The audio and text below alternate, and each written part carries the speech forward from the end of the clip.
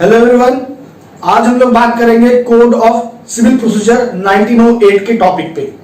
हम लोग का टॉपिक रहेगा ऑर्डर 21। हम लोगों ने पहले एपिसोड में order 21 that means provisions related to execution of decree and order. Order 21 पहले क्या बताता है मैं आपको फिर एक बार समझाता हूं। ऑर्डर 21 हमें बताता है कि किसी पार्टिकुलर सब्जेक्ट मैटर को लेके अगर कोई डिक्री पास हुआ है तो वो डिक्री का एग्जीक्यूशन कैसे होगा। एग्जीक्यूशन का मतलब होता है कि डिक्री को इन्फोर्स कैसे किया जाएगा, ऑर्डर को इन्फोर्स कैसे किया जाएगा। इन्फोर्समेंट का मतलब होता है लागू करना, हिंदी में आप समझ लो। क्योंकि जब तक डिक्री एग्जीक्यूट नहीं होगा डिक्री पास होने का कोई अर्थ मीनिंग नहीं होता है। तो डिक्री एग्जीक्यूट होगा तो सब्जेक्ट टू द कंडीशंस जो दिया गया है ऑर्डर 21 में। तो पहले एपिसोड में हम लोगों ने रूल 1 से लेके रूल 16 तक को ऑलरेडी डिस्कस कर लिए हैं। आज हम लोग बात करेंगे रूल 17 से रूल 23 तक। और रूल 17 जो है काफी इंपॉर्टेंट है क्योंकि रूल 17 हमें यह बताता है कि एक बार कोर्ट ने आपके एप्लीकेशन को एक्सेप्ट किया या दैट मींस कि आपने कोर्ट में अप्लाई किया for the execution of decree और ऑर्डर, तो उसके बाद कोर्ट का क्या प्रोसीजर होगा, कोर्ट कौन सा प्रोसीजर फॉलो करेगी आपकी एप्लीकेशन को लेके। इन्हीं सब बातों पे आज हम लोगों का लेक्चर रहेगा। तो आज के एपिसोड को शुरू करें उसके पहले अगर आप अभी तक हमारे चैनल पे नए हो तो इंतजार मत करो, जल्दी से जाओ, नीचे आपको दिखेगा रेड कलर का सब्सक्राइब बटन, आप उस पर क्लिक करो, चैनल को सब्सक्राइब जरूर करो, बेल आइकन दबाओ ताकि डेली लेक्चर आपको मिले। और अगर आपको कोई समस्या है लॉ से जुड़ा हुआ तो आप मुझे इंस्टाग्राम पे फॉलो करो, इंस्टाग्राम का लिंक आपको मिल जाएगा डिस्क्रिप्शन बॉक्स में। और अगर आप हमारे टेलीग्राम ग्रुप से जुड़ना चाहते हो that means Telegram judicial group से जुड़ना चाहते हो तो टेलीग्राम जुडिशियल ग्रुप का भी लिंक आपको मिल जाएगा डिस्क्रिप्शन बॉक्स में। तो चलिए बिना समय गवाए स्टार्ट करते हैं आज के एपिसोड को। रूल 17 के हेडिंग को देखिए, क्या कहता है, procedure on receiving application for execution. आपके फेवर में मान लीजिए डिग्री पास हुआ, उस डिग्री का कोई वैल्यू नहीं है जब तक आप उस डिग्री को एग्जीक्यूट नहीं कीजिएगा। एग्जीक्यूट करने का मतलब होता है लागू करना, इन्फोर्स करना, तभी जाके आपको डिग्री का फ्रूट्स मिल पाएगा। तो आप डिग्री के लिए अप्लाई करोगे, एप्लीकेशन फाइल करोगे तो एप्लीकेशन का क्या फॉर्म होगा, एप्लीकेशन में किन किन बातों का जिक्र होगा, इसके लिए आपको रूल 11 को देखना पड़ता है। रूल 11 ऑर्डर 21 का बहुत इंपॉर्टेंट है क्योंकि मैं आपको ऑर्डर से जुड़े हुए जो इंपॉर्टेंट रूल्स होते हैं वो मैं आपको बता देता हूं कि ये रूल बहुत इंपॉर्टेंट है जो आप ध्यान में रखो। तो रूल 11 इंपॉर्टेंट है और साथ ही साथ रूल 17 जो भी हम लोग पढ़ रहे हैं वो भी इंपॉर्टेंट है। तो एप्लीकेशन का क्या फॉर्म है, क्या कंटेंट है, ये रूल 11 से आपको पता चल गया। आप जब एप्लीकेशन फाइल करोगे कोर्ट में तो उस एप्लीकेशन पे कोर्ट कैसे रिस्पॉन्ड करेगा, क्या प्रोसीजर होगा सबसे पहला जो कोर्ट फॉलो करेगा, इसके बारे में आपको बताता है रूल 17। आइए देखते हैं अंदर की बातों को समझते हैं। सब रूल 1 पे आते हैं, कहता है on receiving application for execution of a decree. आपने जब अप्लाई किया डिक्री की एग्जीक्यूशन के लिए तो आपकी एप्लीकेशन को रिसीव करने के बाद कोर्ट क्या करती है, court shall ascertain that requirements of rule 11 to rule 14 have been complied with। Court इस बात पे तय करती है कि क्या जो भी प्रोविजंस में कही गई बातें हैं, जो रिक्वायरमेंट है रूल 11 से रूल 14 के बीच में, क्या उसका कंप्लायंस हुआ है, क्या उस रिक्वायरमेंट को पूरा किया गया है। तो दो ही पहलू पे कोर्ट पहुंचती है इस पहले स्टेज से। पहला कि हाँ वाकई में जो भी बातें कही गई है रूल 11 से रूल 14 के बीच में डिग्री के एग्जीक्यूशन को लेके उसको पूरा किया गया है। अगर पूरा किया गया है इस बात से कोर्ट सुनिश्चित होती है तो कोर्ट आपके डिग्री के एग्जीक्यूशन का ऑर्डर पास कर देती है।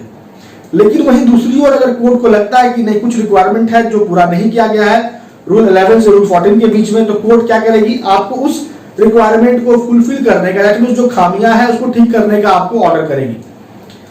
पहला स्टेज यही होता है after receiving application for execution by the court. अब आते हैं सब रूल 1A पे। 1A कहता है कि आपको जब निर्देश दिया गया कि आप उस खामियों को दूर करो, लेकिन आपने उस खामियों को दूर नहीं किया तो कोर्ट आपके एप्लीकेशन को क्या करेगी, रिजेक्ट कर देगी। वही सबसे इंपॉर्टेंट पॉइंट हो जाता है इसका सब रूल 1A का प्रोवाइजो। प्रोवाइजो क्या कहता है समझिए।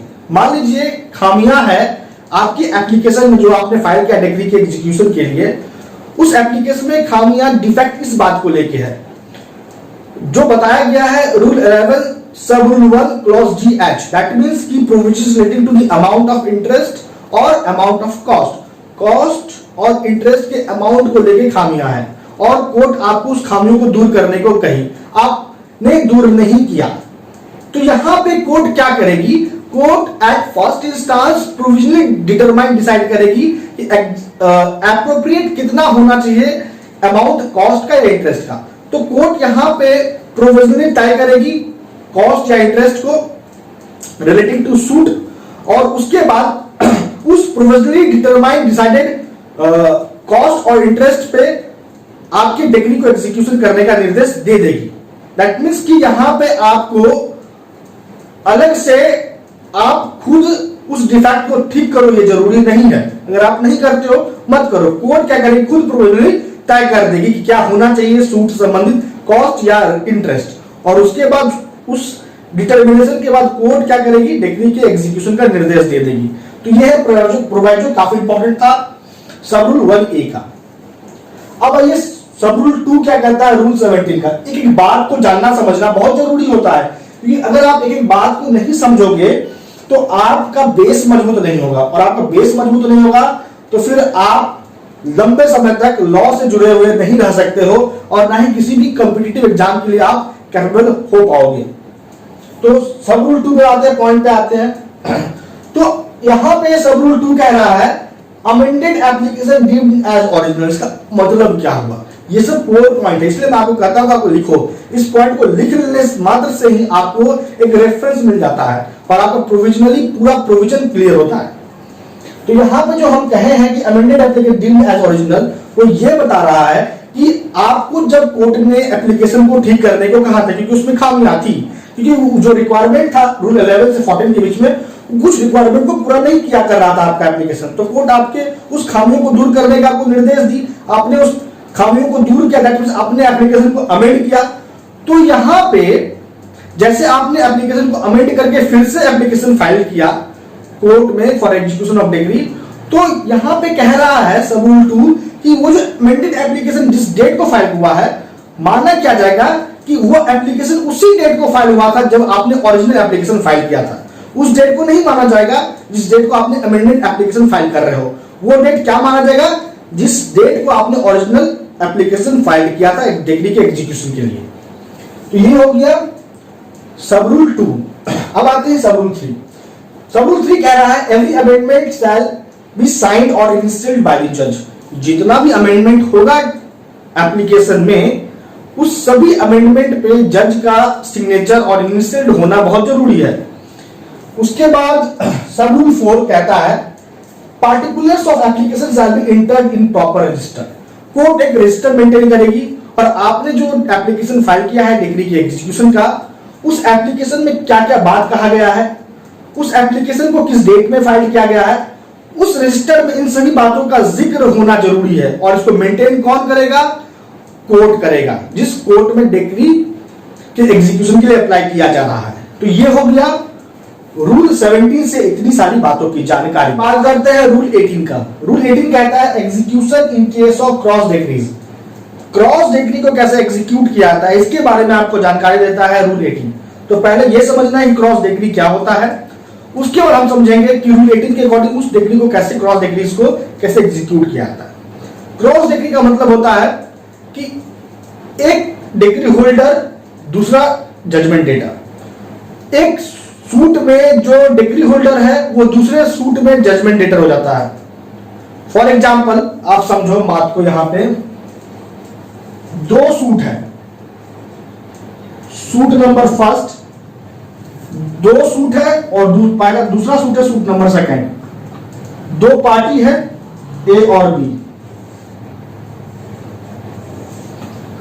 अब यहां पे सूट फर्स्ट में ए प्लेंटिफ है, माफ करो प्लेंटिफ और डिफेंडेंट को लेके मत समझो, ए डिग्री होल्डर है और बी दूसरे सूट में जजमेंट डेटर है।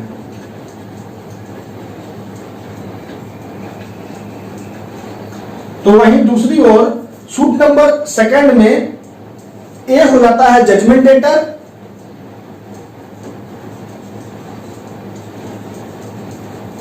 ए हो जाता है जजमेंट डेटर और बी हो जाता है डिक्री होल्डर। अब यहां से बात को, कहानी को समझो। ऐसे प्रकार के जब सिचुएशन होते हैं और ऐसे प्रकार के सिचुएशन में जब दो सूट है और इन दोनों सूट में जो डिक्री पास होता है वो होता है क्रॉस डिक्री, क्योंकि एक डिक्री होल्डर दूसरे में हो जाता है जजमेंट डेटर, ये ध्यान रखना है। तो ऐसे इस प्रकार के जो डिक्री होते हैं उसे कहते हैं क्रॉस डिक्री। अब यहां समझो कि उन डिक्रीज का एग्जीक्यूशन होता कैसे है। मान लेते हैं कि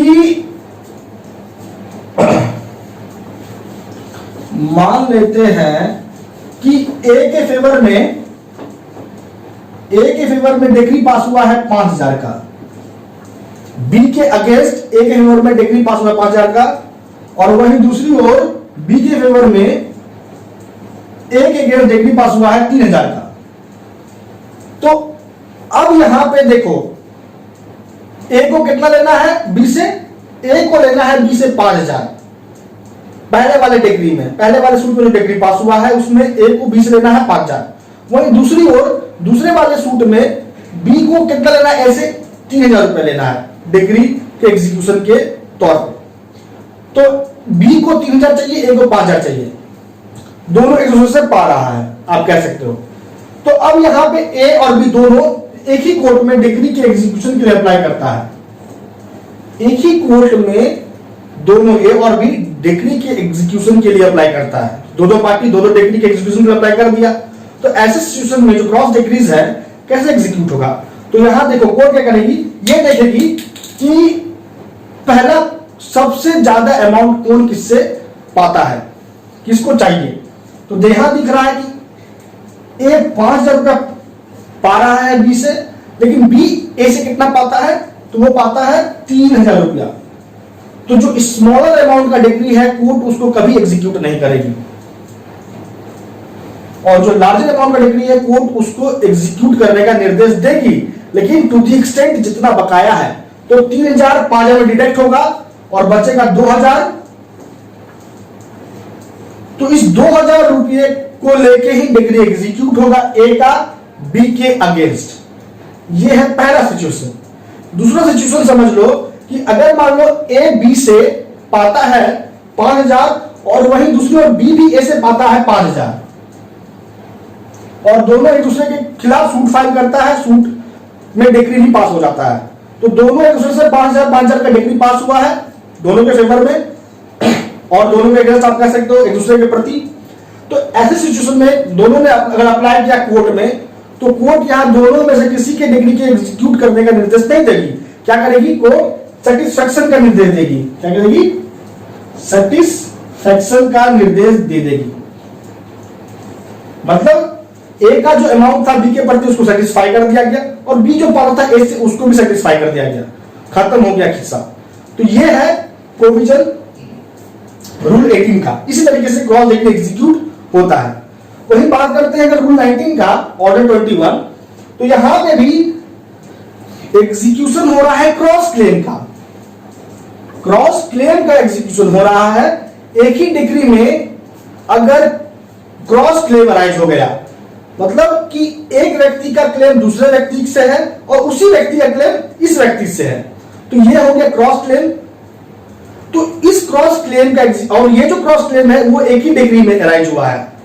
तो ऐसे क्रॉस क्लेम का एग्जीक्यूशन जो होता है ठीक उसी प्रकार से होता है जैसे क्रॉस डिग्री का एग्जीक्यूशन हो रहा है रूल 18 के अकॉर्डिंग ऑर्डर 21 का। आप ये समझ लो बात को। तो क्रॉस क्लेम भी उसी तरीके से सेटिस्फाई एग्जीक्यूट होगा जैसे कि क्रॉस डिग्रीज एग्जीक्यूट हो रहा है। याद रखना इस बात को। आगे बढ़ते हैं, बात करते हैं कि रूल 20 क्या कहता है। रूल 20 आपको बहुत इजी है समझना। यहां कह रहा है रूल 20 में cross decrease and cross claim in mortgage suit. Mortgage suit में अगर क्रॉस डिक्री है, क्रॉस क्लेम है, तो इन क्रॉस डिक्रीज और क्रॉस क्लेम को एग्जीक्यूट किया जाएगा ठीक उसी प्रकार जिस प्रकार क्रॉस डिक्री के एग्जीक्यूशन का प्रोविजन रूल 18 में है और क्रॉस क्लेम के एग्जीक्यूशन का प्रोविजन रूल 19 में है। बस आपको इतना ही समझना है, चाहे वो मॉर्गेज ही सूट क्यों ना हो। तो ये हो गया रूल 20। रूल 21 कहता है सिमल्टेनियस एग्जीक्यूशन। अगर आपसे सवाल पूछा जाए कि क्या डिक्री होल्डर मींस टू से जिसके फेवर में डिक्री पास हुआ है, क्या डिक्री होल्डर अपने डिक्री को एग्जीक्यूट कर सकता है एक ही समय में against the person as well as against the property, that means against the judgment debtor and against the property of the judgment debtor, एक ही टाइम पे, एक ही समय पे क्या वो अपनी डिक्री को एग्जीक्यूट करा सकता है? तो यहां पे सिमल्टेनियस एग्जीक्यूशन पे कोई प्रतिबंध नहीं है। कोर्ट के डिस्क्रिशनरी पावर पे ये डिपेंड करता है कि वो क्या निर्णय लेता है। कोर्ट अगर निर्णय लिया कि नहीं, डिक्री को एग्जीक्यूट एक ही समय में person that mean judgment debtor के अगेंस्ट और उसके प्रॉपर्टी के अगेंस्ट एग्जीक्यूट करा जाना उचित है, तो फिर कोर्ट निर्देश दे देगी। अगर कोर्ट को लगा कि नहीं, सही नहीं है कि एक ही साथ डिक्री को जजमेंट डेटर के अगेंस्ट में एग्जीक्यूट किया जाए और उसके प्रॉपर्टी के अगेंस्ट में एग्जीक्यूट किया जाए, ये सही नहीं है, तो फिर यहां पे कोर्ट निर्देश नहीं देगी सिमल्टेनियस एग्जीक्यूशन का। तो सिमल्टेनियस एग्जीक्यूशन क्या होता है ये समझ में आ गया। और ये निर्देश जो होता है किसके डिस्कशन पे डिपेंड करता है? तो डिक्री होल्डर के डिस्कशन पे डिपेंड नहीं करता है, कोर्ट के डिस्कशन पे डिपेंड करता है। तो ये हो गया रूल 21। अब बात करते हैं रूल 22 का।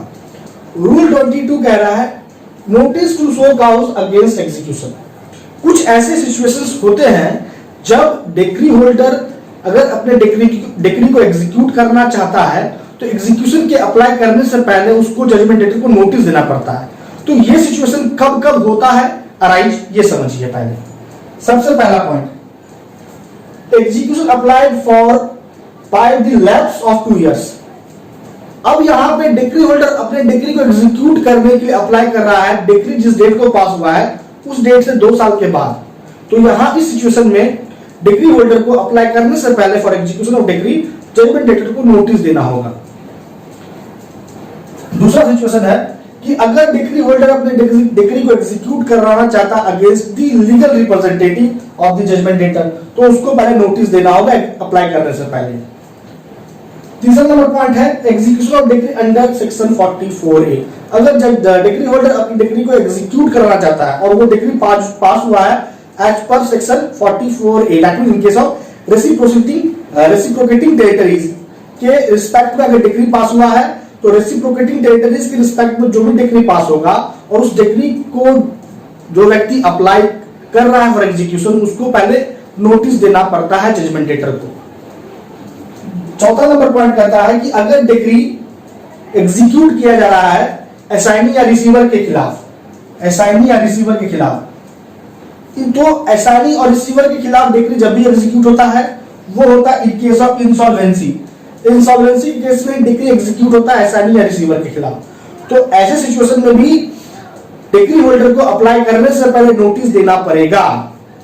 अब यहां पे नोटिस जो दिया जाता है वो क्यों दिया जाता है? ताकि मौका मिल सके जजमेंट डेटर को यह बताने का कि आपके खिलाफ डिक्री क्यों नहीं एग्जीक्यूट किया जाए। शो काउज करना होता है जजमेंट डेटर को। इस सिचुएशन में नोटिस जाता है, नोटिस में कारण बताना है कि आपके खिलाफ डिक्री क्यों नहीं एग्जीक्यूट किया जाए और जजमेंट डेटर को with in the prescribed time जो प्रिस्क्राइब्ड बाय द कोर्ट उस सुनिश्चित समय के भीतर कारण बताना होगा। अब यहां पे हो गया रूल 22 से इतनी सारी बातों की जानकारी। अब इसी के साथ 22 के साथ पढ़ लेते हैं 23 को। 23 कहता है procedure after issue of notice. Notice issue हो गया, अब यहां पे जजमेंट डेटर को क्या करना है? 22 के तहत जो नोटिस इशू हुआ है उसमें कारण बताना है। तो 23 कह रहा है कि अगर उसने कारण बताया तो कारण को देखने के बाद कोर्ट अपना निर्णय लेगी जो भी उचित होगा। लेकिन अगर कोर्ट ने 22 के अकॉर्डिंग नोटिस जारी हुआ डिक्री होल्डर के द्वारा जजमेंट डेटर को और जजमेंट डेटर ने उस नोटिस का कोई रिप्लाई ही नहीं किया, दैट मींस कोई कारण नहीं बताया कि उसके खिलाफ क्यों नहीं डिक्री एग्जीक्यूट किया जाना चाहिए, तो ऐसे सिचुएशन में कोर्ट डायरेक्ट निर्देश दे देगी कि डिक्री को जजमेंट डेटर के खिलाफ एग्जीक्यूट किया जाए। अगर कारण बताएगा तो कारण को सुनेगी और उसके बाद कोई भी निर्णय लेगी जो उचित होगा कोर्ट। ये हो गया रूल 23। एक रूल बच रहा है आज के एपिसोड का, वो है रूल 22A। रूल 22A कहता है कि मान लेते हैं कि डिक्री पास हुआ है सेल को लेके। अब सेल को लेके डिक्री पास हुआ तो क्या वो सेल सेट असाइड हो जाएगा अगर जजमेंट डेटर मर जाता है सेल के पहले? तो कहता है सीधा साफ शब्द पे आप इतना ही समझ लो कि रूल 22A कह रहा है कि सेल कभी भी सेट असाइड नहीं होगा जजमेंट डेटर मर भी गया बिफोर सेल तो भी सेल सेट असाइड नहीं होता है। तो इतनी सारी बातों की जानकारी आपको मिल गई रूल 22A से। तो दोस्तों आ चुका है लेक्चर को कंक्लूड करने का टाइम। आज के एपिसोड में हम लोगों ने सीपीसी से ऑर्डर 21 के रूल 17 से लेके 23 तक हम लोगों ने कवर किया रूल। बाकी बचे रूल्स हम लोग नेक्स्ट एपिसोड में कवर करेंगे। मैं अंततः बस आपको इतना बोलूंगा कि अगर आपको लेक्चर अच्छा लगा है, बात समझ में आई है, तो आप इसे लाइक जरूर कीजिएगा, अपने स्टडी ग्रुप में शेयर जरूर कीजिएगा, मुझे कमेंट करके जरूर बताइएगा। और अगर आपको कोई पर्सनल क्वेरी है तो आप मुझे इंस्टाग्राम पे फॉलो करो, इंस्टाग्राम का लिंक आपको मिल जाएगा डिस्क्रिप्शन बॉक्स में।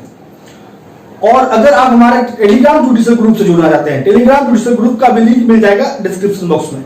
टेलीग्राम जुडिशियल ग्रुप से जुड़ने में आपको एक बेनिफिट ये होगा कि आपको एमसीक्यू मिलता रहेगा लॉ से जुड़ा हुआ किसी भी सब्जेक्ट में। तो दोस्तों आज लेक्चर में इतना ही। आपका अब तक हमारे साथ बने रहने के लिए बहुत बहुत धन्यवाद।